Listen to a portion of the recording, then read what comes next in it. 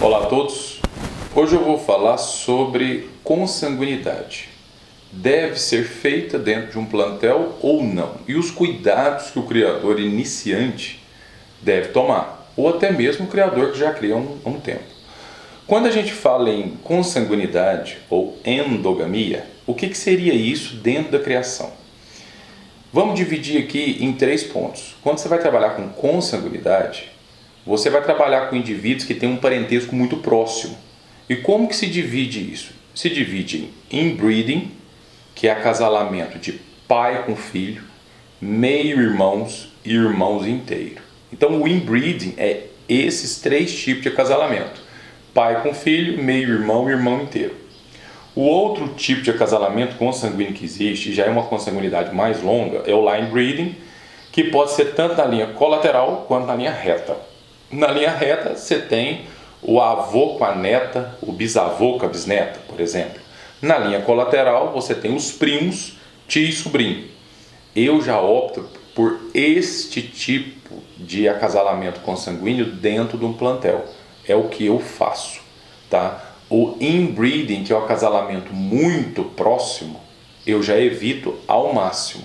Eu já tive, sem querer, uma experiência muito ruim no início e eu optei, e até hoje eu evito fazer o inbreeding. Já fiz algumas vezes acasalamento de pai com filho, mas com um objetivo certo, e logo depois eu já abri o sangue. Daqui a pouco eu explico sobre isso.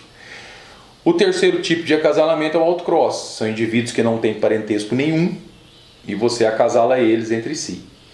Pode ser feito também um autocross consciente, que seria uma heterozigose, quando você adquire indivíduos que não têm parentesco nenhum, de 2 criadores que já trabalham aqui com sanguinidade ou trabalham de forma consciente em seus plantéis. Então, quando tem um trabalho genético feito por A e um trabalho genético feito por B, e você junta isso, você está fazendo um autocross consciente, que seria uma heterozigose. Então, existem esses 3 tipos de trabalho dentro do plantel. E eu, no início, quando eu comecei a criar periquito, eu não tive uma experiência muito boa, porque eu ganhei 2 casais. Isso era 1984, eu era criança, e quando eu acasalei um dos casais, eles eram irmãos inteiros, e eu não sabia. Eles eram idênticos na cor e no tipo. Eram 2 ADs, face dourada celeste, portador de AR. Eu coloquei para acasalar, nasciam os filhotes, eles vinham todos com um defeito congênito, os pezinhos para dentro. Passava mesmo, morria. Colocava de novo, nascia com os pezinhos para dentro, passava mesmo, morria. Fiz umas 3 vezes, até que eu falei, não, para. E o outro casal criando normal, e aí eu já tinha adquirido outros casais, tudo normal, e só aquele casal com problema. Eu parei. E depois, de criança, né? E depois eu fui estudando e vi o que eu estava fazendo. Era um inbreeding. Eu conheço colegas criadores que trabalham fazendo o inbreeding, já acasalaram irmãos inteiros e não tiveram problema. Então, assim, eu não gosto de fazer esse acasalamento muito próximo. Por quê? Porque eu já disse aqui no canal que eu crio fechado. E é aí que o criador tem que entender o que eu estou falando e não fazer tudo que está ouvindo. É igual eu falo aqui já falei isso em vários outros vídeos. Aqui eu procuro passar o meu conhecimento, procuro passar aquilo que eu já estudei, trago para todos, mas nem sempre algum criador que vai ouvir o que eu estou falando vai concordar. Então ouça, filtra aquilo que é positivo, aplica, aquilo que não é, descarta. Eu crio fechado e estou fazendo isso porque é um trabalho, é um desenvolvimento dentro da linha de sangue que eu tenho. Só que eu tenho aqui 300 periquitos ou mais, 400. Então eu conheço o que eu tenho em mãos, está tudo anotado, tenho vários livros de anotações e tudo colocado também no computador, no programa, no pedigree. Eu já mostrei isso aqui. Tem vídeo específico no canal mostrando como que eu faço minhas anotações. Então eu sei o que eu tenho em mãos. Eu tenho várias famílias, dos canelas, dos diluídos, dos violetas, e eu vou trabalhando tudo que eu tenho aqui da minha forma. Eu faço um line breeding, que é uma consanguinidade mais distante, às vezes acasalo primo, tio e sobrinho, e depois eu já abro novamente. Depois eu fecho no line breeding, depois eu já abro novamente. Eu faço isso. Vez ou outra eu já acasalei pai com filha. Vez ou outra, muito pouco. E às vezes é importante fazer. Só que quando você vai trabalhar com consanguinidade, primeiro ponto que o criador tem que ter. O criador de periquito busca evoluir o padrão, a morfologia. Então, às vezes, quando você vai fechar pai com filha, que é o inbreeding, uma consanguinidade mais próxima, primeira coisa que o criador tem que ter, olho. Tem muita gente aí que acha que enxerga periquito e não enxerga, não sabe o que é qualidade, não sabe o que é defeito. O criador de periquito tende a olhar só coroa, porque é fácil enxergar uma coroa, né, direcionada, é fácil ver isso. Então, se o periquito tiver coroa, para aquele criador, aquele periquito é bom, eu vou usar ele. Aí ele tira uma filha que tem a coroa tão boa quanto a do pai, fecha o pai na filha para fixar a coroa, beleza, vai fixar a coroa, mas e os outros defeitos? E a máscara, largura de face, back skull, tipo de pena, você vai fixar isso também. Se tem pena dura, você vai fixar a pena dura. Se tem uma máscara estreita, você vai fixar a máscara estreita, porque você fixa as qualidades, você também fixa os defeitos. E aquilo que você não vê, que são as doenças, que você pode fixar também. Às vezes tem um gene ali recessivo e a filha carrega esse gene recessivo que não vai ter problema nenhum, mas quando você fecha o pai na filha, às vezes esse gene recessivo com esse recessivo passa a ser dominante e a doença manifesta, o problema manifesta. Então tem que tomar muito cuidado também com isso. Então quando vai fechar pai com filho, tem que ter um propósito, tem que ter um motivo justo de fazer esse tipo de acasalamento.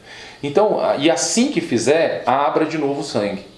E quando você for abrir, trabalhar com indivíduos que já têm uma linhagem, já têm um trabalho. Seja pegando de outro criador, seja dentro do seu plantel, mas você tem que saber o que você tem. Tem criador que não sabe nem o que tem, ele vai acasalando e ele nem anota. Ele põe esse com esse, esse com esse, esse com esse, depois na hora que estoura um problema, fica difícil de remediar. Então vamos lá. Um dos casos que às vezes fazer uma consanguinidade próxima, um inbreeding, compensa. Exemplo, você tem às vezes um rendado macho e você quer ter mais rendados machos. Você vai pegar esse rendado, vai acasalar com uma fêmea normal, e aqui eu estou falando só de mutação, tá? Só de mutação, rendado. Não estou falando de morfologia, isso é outra coisa. Morfologia tem que saber enxergar. Vamos falar de mutação. Você tem um rendado e quer tirar mais rendados machos, você só tem um. É uma mutação ligada ao sexo. Se você acasalar esse macho rendado com uma fêmea normal, vão nascer rendados? Vão, todos fêmeas. E os machos portadores, porque o pai é rendado. Você vai pegar uma fêmea, melhor filha ali, e volta no pai. Você vai fazer um inbreeding. Só que aí, o pai rendado e a filha rendada, 100% de rendados. Só que depois você já tem que abrir. Então, para esse tipo de trabalho, caso você queira tirar uma mutação, compensa. Arlequim recessivo, por exemplo. Você tem um macho, ou vamos supor, pode ser uma fêmea, AR visual, aí já aqui é uma mutação autossômico recessiva, você tem uma fêmea visual e acasala com um macho normal. Neste caso a fêmea já porta, e ou é visual. Aqui a fêmea visual, a fêmea AR e um macho normal. Vai nascer todos os filhotes, machos e fêmeas aqui, portadores, porque a mãe é visual. Aí você vai pegar o filho dela, o melhor filho, portador, e volta na mãe, para você tirar ARs, machos e fêmeas visuais. Você está fazendo um inbreeding. Então, para esse tipo, compensa fazer? Para você ter a mutação? Compensa, mas logo depois você tem que abrir. Porque se você ficar fechando consanguinidade, fechando consanguinidade, fechando consanguinidade, vai ter problema. Então, quando eu falo que eu crio fechado, o criador que fala, o Luiz Américo cria fechado, eu vou criar fechado também. Cuidado com isso. Eu crio há 40 anos, eu sei o que eu tenho em mãos e eu tenho um plantel grande. Às vezes o criador tem 50, 60 aves no plantel. Se ele for criar fechado, ele vai ter problema. Porque é um plantel pequeno, se for olhar. Eu só em gaiola de reprodução, eu tenho 90 periquitos. Põe 45 em gaiola, dá 90. Só em gaiola de reprodução. Tem gente que tem 60 no plantel inteiro. Ainda vai trabalhar com consanguinidade?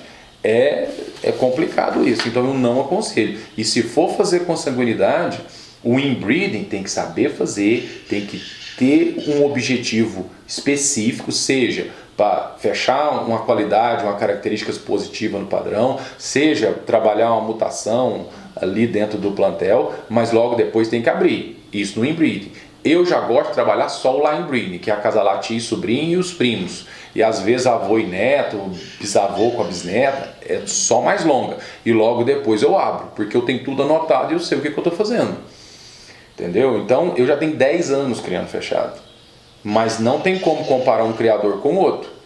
E a inserção de novas aves no plantel, ela refresca o sangue, você pega características, às vezes, ou qualidade de outro criador, leva para o seu plantel também, e o seu plantel vai desenvolvendo. Então, o criador tem que saber trabalhar com consanguinidade. Esse é o tema aqui do vídeo. Tem um artigo que eu vou deixar na descrição aqui, eu vou deixar 2 artigos na descrição desse vídeo, e um deles eu achei muito importante porque é baseado em pesquisa científica. Pesquisadores da USP, junto da Embrapa e outros cientistas, eles estudaram a raça de cavalo Campolina. E eles pegaram um registro de pedigree de 107 mil cavalos e dados genéticos de 44 mil indivíduos. É muita base ali para poder falar o que eles falaram nesse artigo.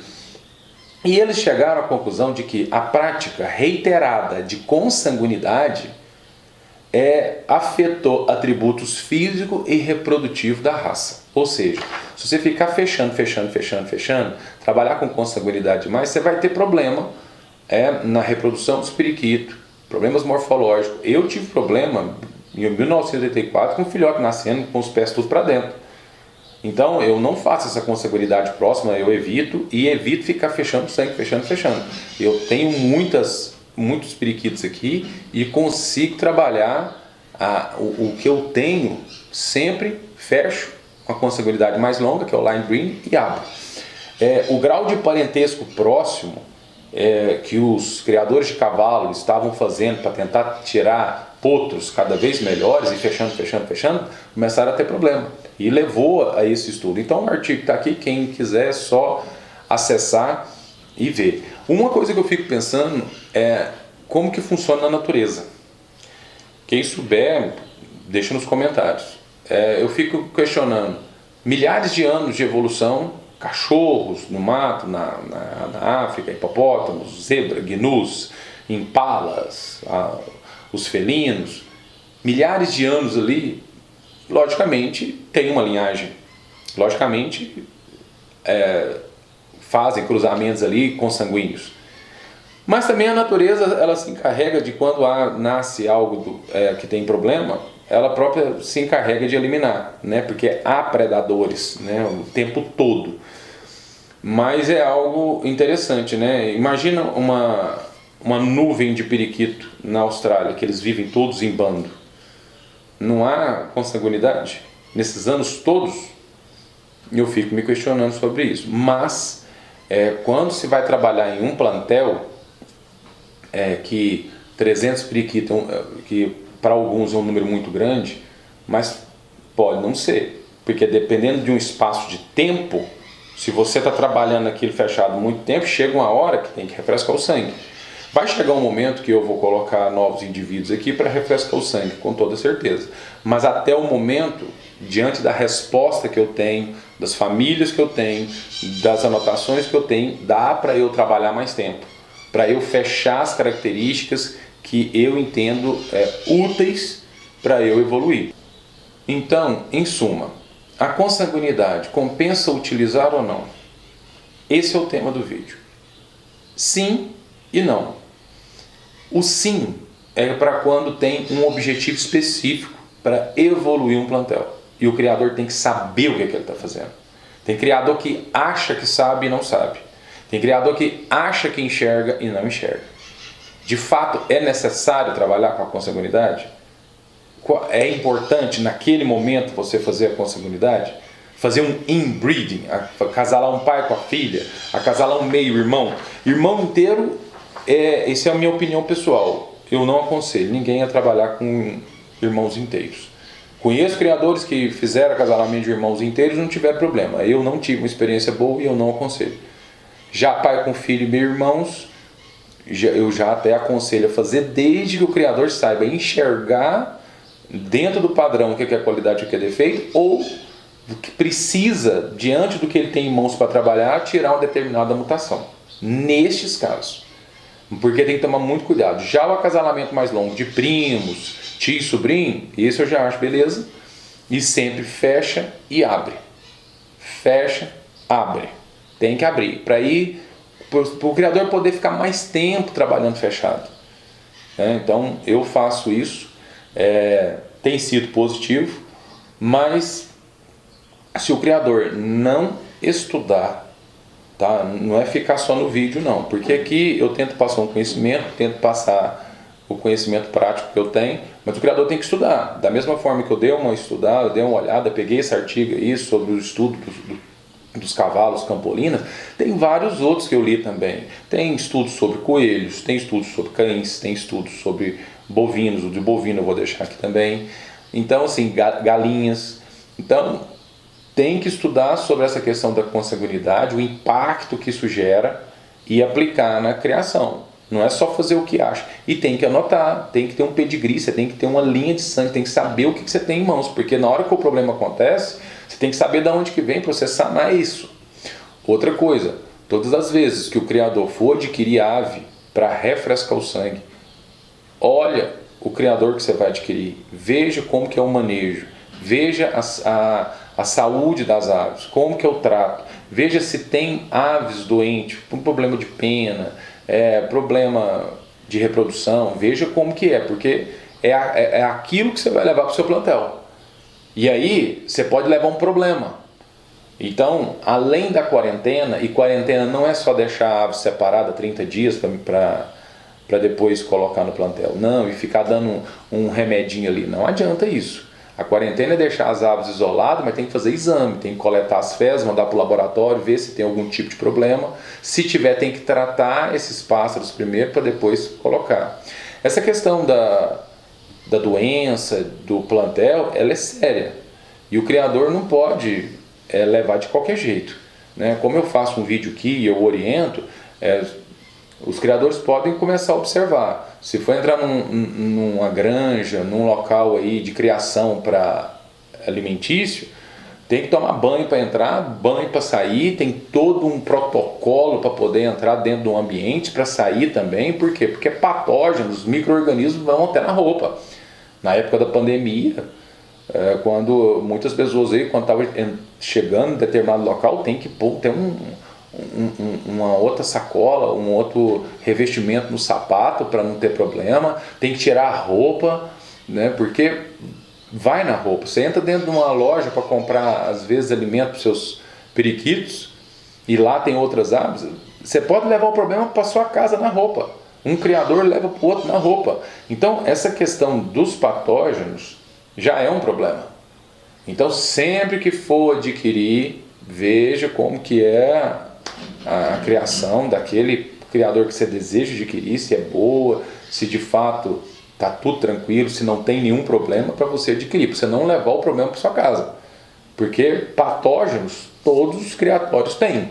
E as aves convivem com esses patógenos naturalmente. Agora, quando muda de lugar, muda o ambiente, muda o criatório, muda a temperatura, que são outras regiões, muda a umidade, muda a alimentação, cada criador tem a sua, e o pássaro pode cair a imunidade porque ele pode se estressar. E aí, quando a imunidade cai, a doença aflora e os problemas começam.